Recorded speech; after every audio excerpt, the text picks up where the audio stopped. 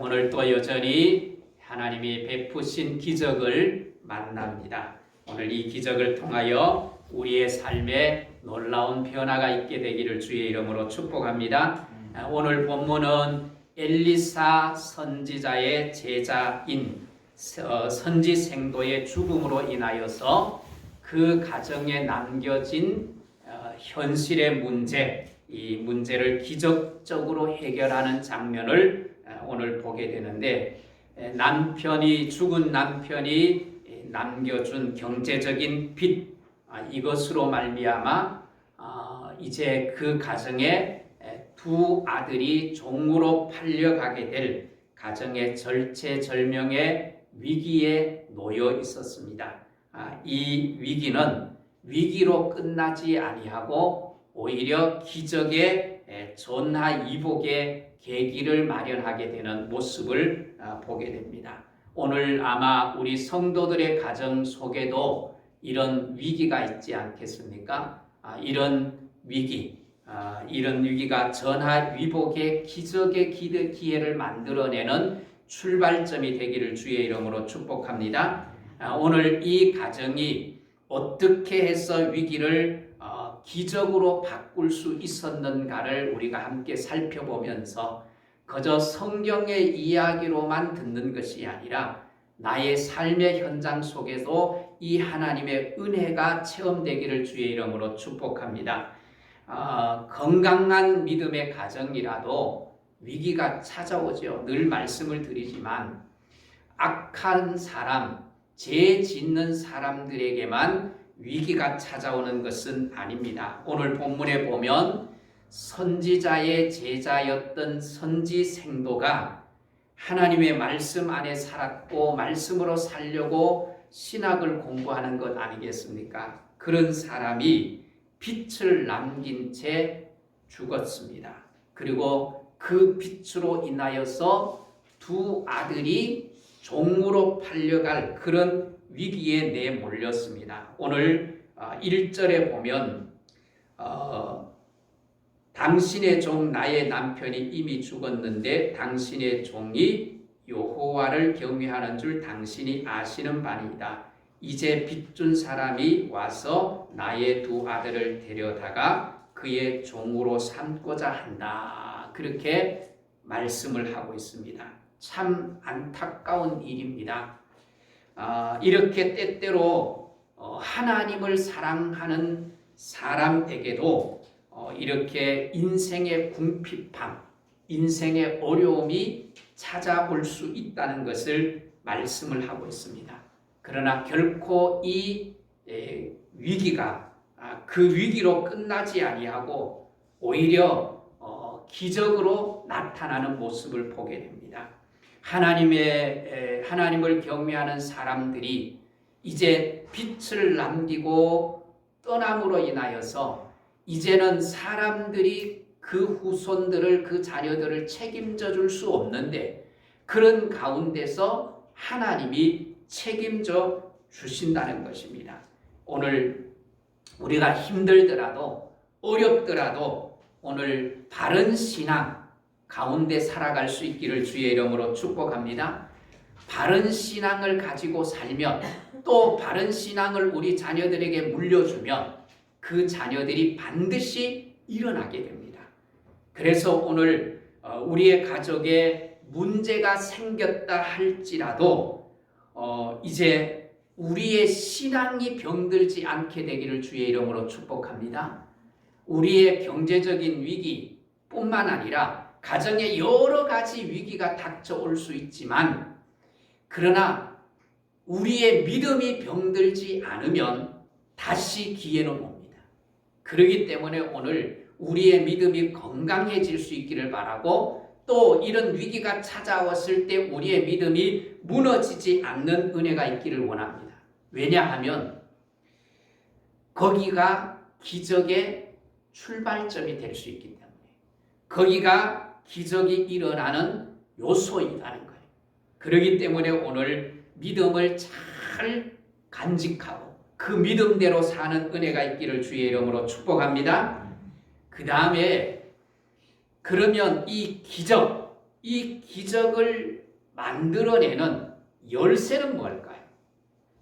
제가 한 3개월 정도 계속 이 엘리야, 엘리사가 일으켰던 기적들을 말씀을 드립니다. 그 기적을 말씀을 들으면서 그 기적이 일어난 포인트들이 있어요. 강조점들이 있어요.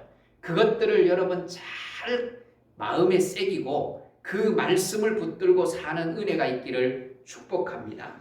오늘 본문에 보면 남편이 죽고 빛을 더하는 이 아내는 이미 죽은 남편처럼 그 믿음이 확실했어요. 남편처럼 그가 정말 하나님을 신뢰하는 믿음, 그 하나님을 의지하고 하나님을 바라보는 믿음이 대단했어요. 오늘 이 정도 되면 낙심하고 좌절하고 하나님을 원망할 수 있지 않습니까? 그런데 이 여인이 하는 행동을 보십시오. 그게 뭡니까? 엘리사 앞에 서는 거예요. 엘리사 앞에 서서 오늘 1절을 한번 보십시오. 1절을 보면 뭐라고 말씀합니까? 엘리사 앞에 서서 엘리사에게 부르짖어 이르되 그랬어요. 부르짖어 이르되. 이 여인은 선지자를 통해서 하나님이 해결해 주실 것을 소망하고 기대하는 거예요. 그리고 엘리사에게 부탁하는 거예요. 특별히 안타까움은 뭡니까? 두 아들이 종으로 팔려갈 수 있는 그런 위기 가운데 있어요. 여러분 기도 제목들을 적어내셨어요. 제가 기도 제목을 적어내신 분들만 이렇게 정리를 했는데 이 기도의 제목들을 보면 공통적으로 나타나는 기도, 빠뜨리지 아니하고 우선적으로 나타나는 기도 제목이 있어요. 그게 뭐지요? 자녀들을 위한 기도죠. 여러분들이 지금까지 신앙생활을 하면서 많은 기도의 제목을 가지고 기도를 했을 거예요. 그런데 그 기도 제목 가운데 가장 간절한 기도가 뭐였어요? 자녀들이 위기를 만났을 때, 자녀들이 어려움을 만났을 때만큼 간절한 기도는 없었을 거예요. 오늘 이 본문에도 보면 이 여인은 자녀 문제 때문에 얼마나 갈급하고 간절했겠어요. 그래서 이 엘리사에게 찾아가서 부탁하는 거예요. 오늘 축복합니다. 우리의 자녀들을 위하여서 주님 앞에 더 간절하게 엎드릴 수 있기를 축복합니다. 혹시 우리의 자녀들 가운데 마치 종으로 끌려가듯이 세상 문화에 끌려가고 세상 가치에 끌려가고 이런저런 바람직하지 못한 것에 끌려 종로로 타는 자녀들은 없습니까? 게임 중독, 약물 중독, 인터넷 중독, 음란물 중독, 이런 중독의 종로로 타고 있는 자녀들은 없습니까? 오늘 우리의 자녀들이 그 자녀들을 붙들고 우리가 하나님 앞에 엎드릴 때 하나님은 우리의 자녀들을 그런 곳에서 일으켜 세우실 줄 믿습니다. 그래서 세상의 포로가 되지 아니하고 종로로 타지 않게 만드실 거예요. 그래서 기적의 열쇠는 기도인 거예요. 기도. 우리가 많은 기적을 경험하기를 소원하지만 하나님 앞에 부르짖음 엎드림 없이 기적을 경험할 수 없다는 것을 이 기적 사건을 통해서 우리에게 계속해서 보여주는 거예요. 그 다음에 이 위기를 극복하기 위한, 해결하기 위한 도구는 무엇입니까? 오늘 안타까운 소식을 들은 엘리사 선지자가 이 여인의 가정의 문제를 해결하기 위해서 방법을 찾습니다. 그 방법을 찾으면서 여인에게 질문을 해요. 너희 집에 뭐가 있느냐? 오늘 2절을 한번 보십시오. 너 집에 무엇이 있는지 내게 말하라. 그렇게 말합니다. 너 뭐가 있니? 그랬더니 여인의 대답이 무엇입니까? 계집종의 집에 기름 한 그릇 외에 아무것도 없다. 그렇게 말합니다. 기름 한 그릇 가지고 문제를 해결할 수 있어요? 없어요? 문제를 해결할 수 없기 때문에 찾아온 것 아니에요. 그런데 그 문제를 해결할 수 없는 그 그릇 하나가, 기름 그릇 하나가 하나님이 기적을 일으키는 도구가 되는 거예요. 여러분, 나는 기름 한 그릇밖에 없어서 소망이 없다고 절망 가운데 빠진 성도들이 있습니까? 이것 가지고는 절대로 할 수 없다라고 하는 그것, 주님의 손이 닿으며 거기에 하나님의 능력이 임하여 그것을 통하여 하나님이 기적을 일으키시는 거예요. 성경을 보십시오. 모세의 손에 들려져 있는 것이 뭐예요? 생명 없는 지팡이 하나예요. 그저 양을 칠 때 양이 빠지면 지팡이로 걸어 올리기도 하고, 짐승이 오면 그 지팡이로 쫓던 지팡이에요. 그런데 그 지팡이에 하나님의 능력이 임하니까 어떻게 합니까? 기적을 일으켜요. 이스라엘 백성들을 출애굽을 시켜요. 오늘 이 여인이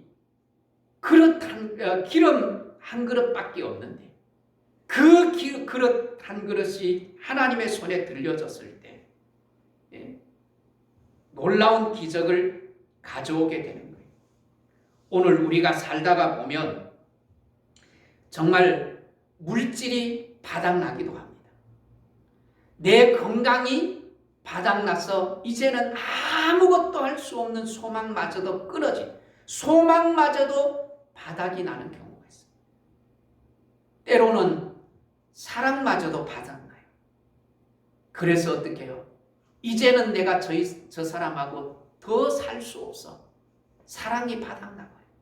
그래서 가정을 해체시켜버려요. 그런데 여러분, 그 바닥이라고 생각하는 그곳에서 하나님은 일을 하시는 거예요. 그 바닥은 위기가 아니라 기적의 기회가 된다는 사실을 기억할 수 있기를 바랍니다. 나는 분명 바닥이고 소망이 없는데, 절망인데 그 절망이 하나님의 시작이라는 거예요. 오늘 우리는 하나님 앞에서 나는 그래도 이것 가지고 해볼 만해. 이것 가지고는 해볼 만해. 그리고 해볼 만하다고 자신을 가질 때 하나님은 거기에 일하지 않습니다. 거기에 역사하지 않습니다.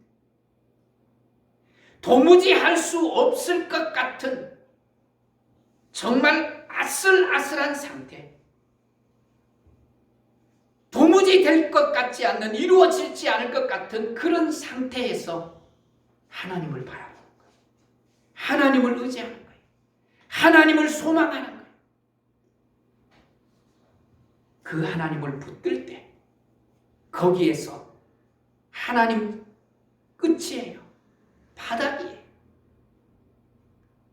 나도 왔다. 너의 힘으로 할 수 없는 바닥임을, 끝임을 나도 왔다. 그게 나의 시작이야. 그러면서 하나님이 역사하시는 거예요. 오늘 우리 위기의 해결의 도구는 무엇입니까? 내가 가지고 있는, 더 이상 해결할 수 없다고 생각하는 그 작은 것, 기름 한 그릇이 기적의 도구가 됨을 기억할 수 있기를 주의 이름으로 축복합니다. 그 다음에 오늘 엘리사가 이 놀라운 기적을 위해서 그 여인의 집에 기름 한 그릇밖에 없다는 것을 듣고 엘리사가 그 여인이 해야 될 일을 말씀하는 거예요. 그것이 뭡니까? 3절을 우리 같이 읽습니다. 이르되 너는 밖에 나가서 모든 이웃에게 뭐하라? 뭐하라? 그릇을 빌리라. 그릇을 빌리라. 여러분 중요한 말씀. 여러분 그릇을 빌리십시오. 능력은, 기적은 누가 행하십니까? 기적은 하나님이 행하세요. 그런데 그 기적을 담을 그릇은 누가 준비해야 돼요? 내가 준비해야 돼요. 많은 경우에 우리는 하나님의 기적을 믿어요. 하나님의 기적을 믿으면서도 기적을 담을 만한 그릇을 준비하지 않아. 그러면 기적을 경험할 수 없어요. 그래서 오늘 너 기적 경험하고 싶니? 그러면 하나님이 기적을 행하실 텐데 너는 밖에 나가서 너의 이웃에게 다니면서 있는 대로 뭐하라? 그릇을 빌리라는 거예요. 오늘 본문에 보면 3절 하반절에 뭐라고 말합니까? 조금 빌리라고요? 하나님이 능력이 한계가 있으니까 조금만 빌려라. 하나님 능력 생각해서 너 조금만 빌려. 그렇게 말하지 않아요. 조금 빌리지 말고 뭐라는 거예요? 많이 빌리라. 있는 것까지 힘껏 빌리라는 거예요.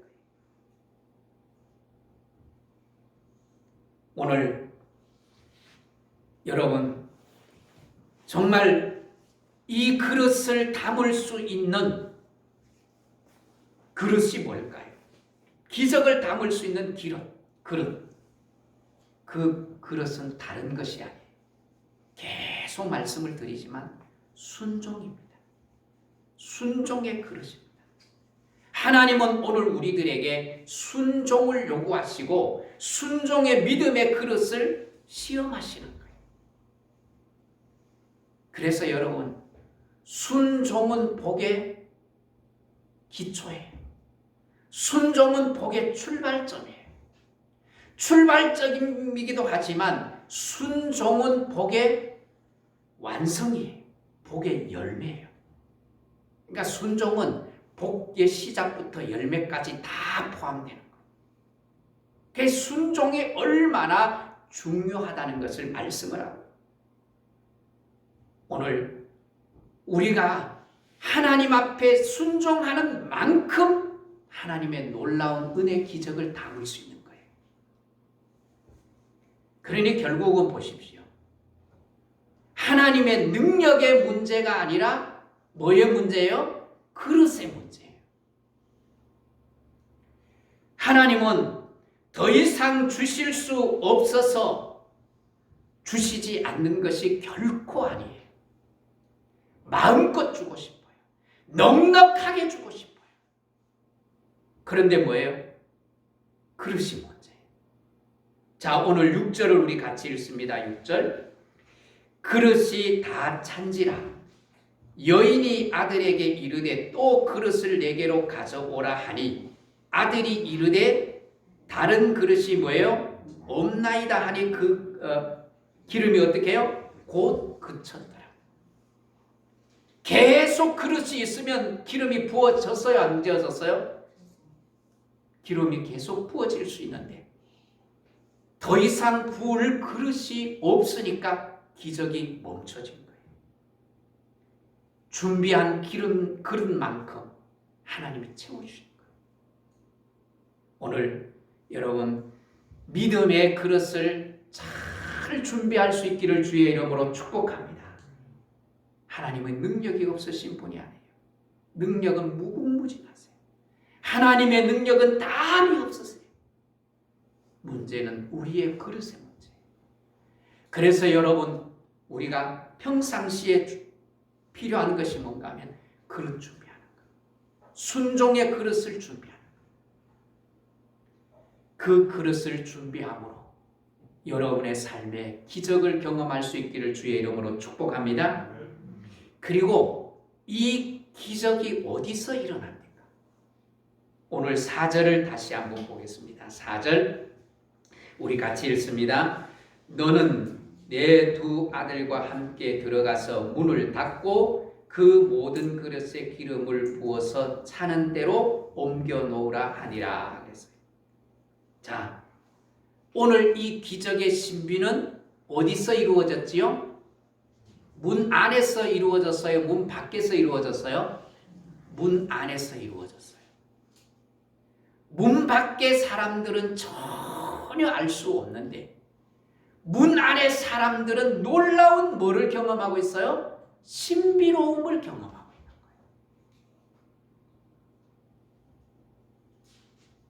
거예요. 여러분, 아무도 모르고 아무도 경험할 수 없는 그 놀라운 신비를 나만이 경험하는 거예요.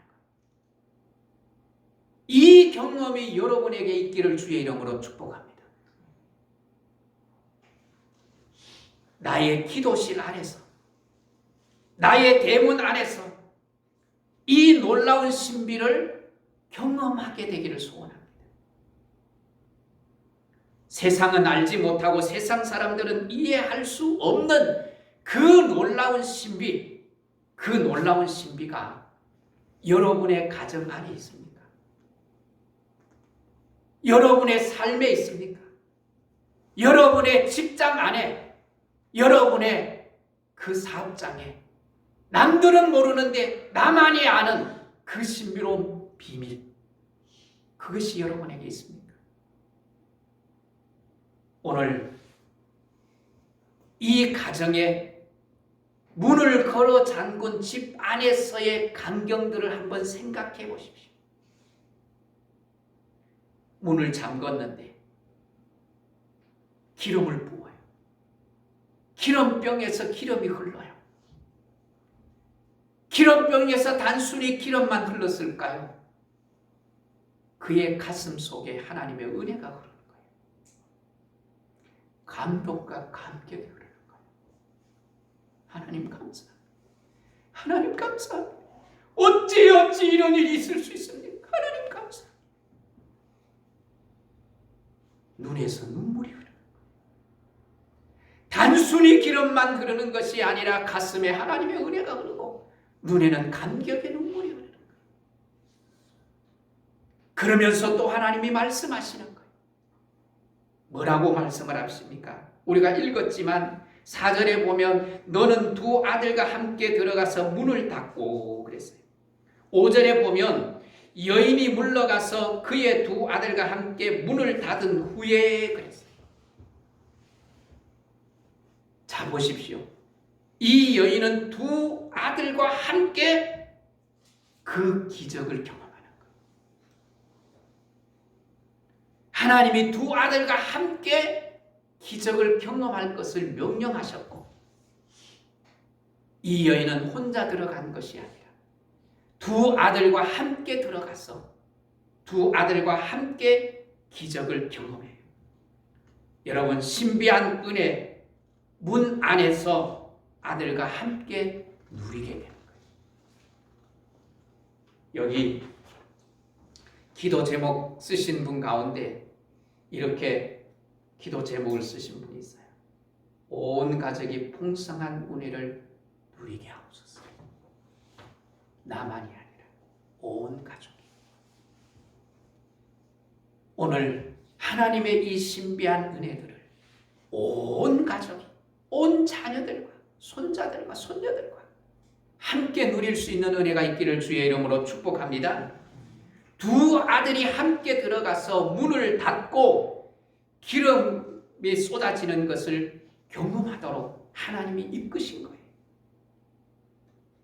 아버지가 하나님을 섬기다가 아버지가 빛을 잔뜩 남기고 죽었어요. 그 아내와 그 두 아들은 정말 슬플 수밖에 없던, 그리고 비참한 삶을 살 수밖에 없었던 그런 환경 속에서 그들은 하나님의 신비한 놀라운 손길들을 경험한 거예요. 이 일을 경험하면서 두 아들이 무엇을 깨달았을까요? 무엇을 알았을까요? 아버지가 남겨준 유산이 무엇인지를 아는 거예요.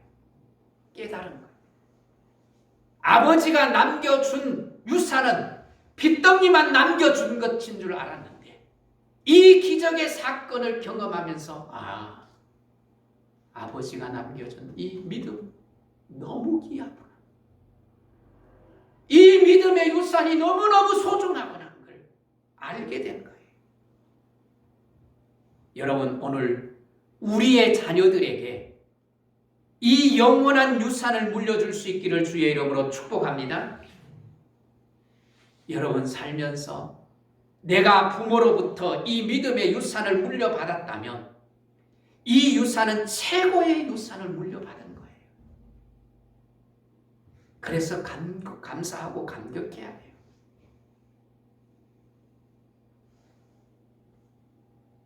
저는 그래서 우리 할머니에게 늘 감사해요.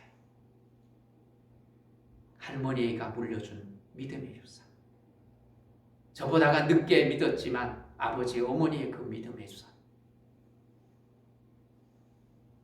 오늘 이 놀라운 경험들을 두 아들과 함께 경험을 했으니까 이 경험을 한 두 아들의 이후의 삶이 여러분 어떠했을까는 짐작할 수 있지 않겠습니까?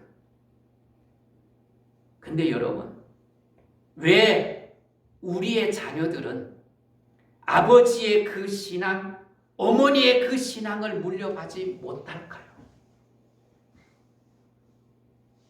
우리 세대는 부흥의 세대였어요. 어머니 손잡고 할머니 손잡고 형제들 손잡고 가서 함께 부흥에 참석하면서 놀라운 기적들을 함께 경험을 했었어요. 그리고 믿음을 이어받았어요. 그런데 우리의 이후의 세대는 그걸 소중히 여기지 않는 거예요. 함께 예배 드리는 걸 소중히 여기지 않는 거예요. 우리 교회는 주일학교와 중고등부가 없습니다만 거의 많은 교회들이 그렇습니다만 저는 중고등부 주일학교가 있다면 중고등부 해체, 주일학교 해체 함께 예배 드리고 공부는 따로 하고 예배 같이 드려야 돼요. 왜? 함께 예배 드리면서 그 자녀들이 부모들이 감격 가운데 눈물을 흘리는 걸 옆에서 보는 거예요. 그게 큰 배움이에요. 제가 말씀을 드렸지만 청소년 때 위기를 만나고 청소년 때 다른 아이들처럼 세상에 나가서 죄짓고 그 유혹을 받을 때 내가 넘어지지 않는 유일한 방법은 할머니, 나를 위해서 할머님의 기도가 눈물이 기억이 나는데 그 할머니를 벗어날 수 없는 거예요. 이게 놀라운 힘이에요. 함께 예배 드리는 게 아무것도 아닌 것 같지만 이게 함께 드리는 게 얼마나 놀라운 능력인지 몰라요. 오늘 보세요. 방 안에, 집 안에 함께 경험하는 거예요. 오늘 우리의 자녀들이 나의 아버지의 신앙, 어머니의 신앙을 물려받지 못하는 것은 이 함께 하나님의 은혜를 경험하지 못하기 때문이 아닐까요? 그걸 경험하게 만드셔야 돼요. 내 자녀들에게 그렇게 경험을 시키지 못했다면 내 손자, 손자들에게는 그걸 경험시켜줘요. 그런 은혜가 있기를 주의 이름으로 축복합니다. 이 기적을 통해서 이 집안의 모든 문제가 한꺼번에 뭐합니까? 완전하게 해결됩니다. 자, 7절을 우리 같이 읽습니다. 그 여인이 하나님의 사람에게 나아가서 말하니 그가 이르되 너는 가서 기름을 팔아 빚을 갚고 남은 것으로 너와 내 두 아들이 뭐하라? 생활하라 그랬어요. 이 기적을 통해서 두 아들이 겨우 종되는 것, 그것 막는 것으로 끝나지 않았어요. 이후의 생활까지도 하나님이 뭐 하세요? 책임져 주시는 거예요. 아버지가 남긴 빚, 그거는 어떤 문제예요? 과거의 문제예요. 과거의 문제. 그리고 오늘 1절에 보십시오. 1절 하반절에 보면 이제 빚준 사람이 와서 그랬어요. 빚진 빛을 준 사람이 와서, 채권자가 와서 너 돈 갚아. 너 돈 갚지 않으면 너 두 아들 내가 종으로 데리고 갈 거야. 이건 뭐예요? 현재의 문제예요. 현재의 문제. 그리고 뭐예요? 먹고 사는 문제는 미래 문제. 생활비는 미래의 문제. 그런데 이 세 가지가 한꺼번에 해결이 다 돼요. 과거의 문제도 현재의 문제도 그리고 미래의 문제까지도 완전히 해결해 주시고, 과거의 문제 빚 갚고, 그리고 뭐예요? 현재의 너의 두 아들은 종으로 팔려가지 않고, 그리고 뭐예요? 남은 것으로 뭐 하라고요? 먹고 살아라. 미래까지. 하나님은 이렇게 우리에게 베풀 때 쫀쫀하게 베풀지 않아요. 완전하고 완벽하게, 넉넉하게, 풍성하게 베푸시는 거예요. 오늘 우리가 구하는 것이나 우리가 생각하는 것보다가 하나님은 늘 넘치게 주시는 줄 믿습니다. 그런데 문제는 아까 전에 말씀을 드린 것처럼 그릇의 문제예요. 내가 그릇에 준비되지 않았는데 우리는 그거는 보지 않고 하나님이 안 주시는 것만 원망할 때가 많아요. 오늘 하나님의 넉넉하게 주시는 이 은혜를 경험하기를 주의 이름으로 축복합니다. 그리고 여러분, 우리 집 안에서, 내 안에서, 나의 삶의 영역 안에서 그 누구도 경험하지 못한, 그 누구도 알지 못하는 그 놀라운 신비를 경험하는 은혜가 있기를 주의 이름으로 축복합니다. 저는 기도하면서 여러분의 가정이 그걸 경험하기를 기도해요. 오늘 우리의 가정, 정말 하나님 안에서 이 우리의 가정, 병든 가정, 아픈 가정, 문제 있는 것을 하나님 안에서 치유되는 은혜가 있기를 주의 이름으로 축복합니다. 그래서 하나님이 놀랍게 해결해 주시는 기적들을 때마다 일마다 경험하는 우리 성도들이 되기를 축복합니다.